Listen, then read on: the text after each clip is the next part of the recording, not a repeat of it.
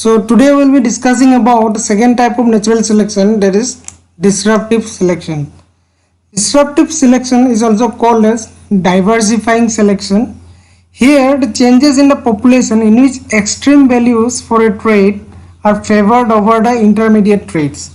That means the individuals in a population having the extreme traits are favored over the intermediate trait, and thus those intermediate traits will go down and it will become extinct at a time, and this optimum traits will get the opportunity, will get the evolutionary advantage, and they will evolve into a new individual and they will develop their own population. In this case, let us take an example of water ducks, and the traits considered here, the beak length. Okay, these beak lengths, let us consider in a population of ducks living in water body, they have got a particular trait, that is the variation in the beak length, and the longer beaks will have the advantage to take food from deep into the marshy water body. The second type is the one which have intermediate beaks, and this type of intermediate beak individual are the most abundant in the population in the initial phase, because they can get their food from all the layer of the water body. Okay, and due to which they will be abundant. And the last one, that is the shorter beaks, will have the advantage of getting the food from the surface layer of the water body. We know evolution involves natural selection. So whenever there is natural selection, the nature tries to limit the resources.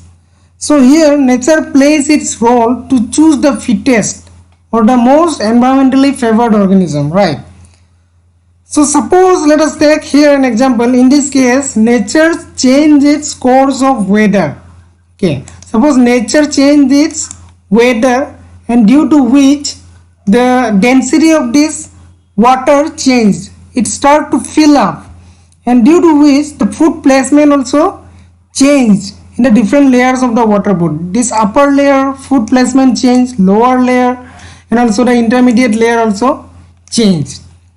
As a result, there was enough of food present in the bottom part of the water body, and there was also enough food in the surface layer, but in the middle layer there was no food left for the intermediate except ducks. Consider a graph here.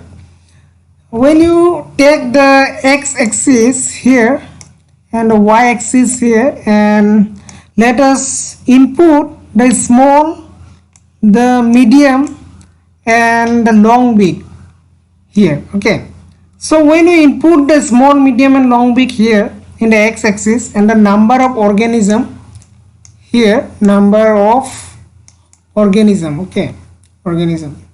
So we can see here in the previous time that the curve was something like this. It was most favor for the intermediate or the medium sized beak, where the most abundant was the intermediate, and so the mean value of the organism also was highest at the intermediate, because at that time the environment was also quite good and the water body was also quite normal. They had quite normal water without much dense. So but as the environment changed and there was limit in the food resources, now you can see here in the y-axis and the x-axis. In the y-axis we got the number of organism,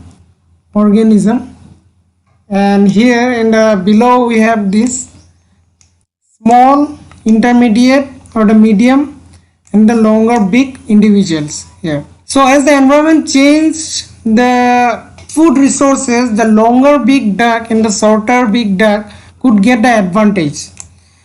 And what happened, while the intermediate big could not take the food, okay, so this medium size or the intermediate could not take the food from the middle layer and also from the surface. They also cannot reach deep inside the water bed due to their intermediate beak.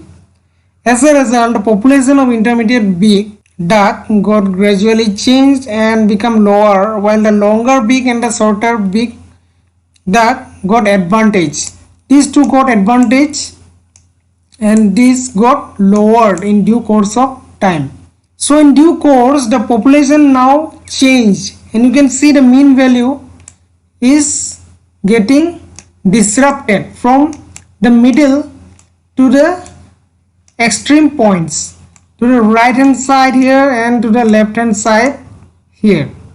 So these are the extreme points where the mean value has changed from the middle. So before, earlier it was, the mean value was for the intermediate type.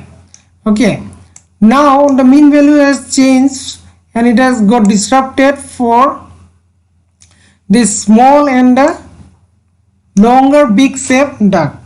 So this type of disruption in the population due to certain environmental condition, environmental factors, is called as disruptive selection of nature.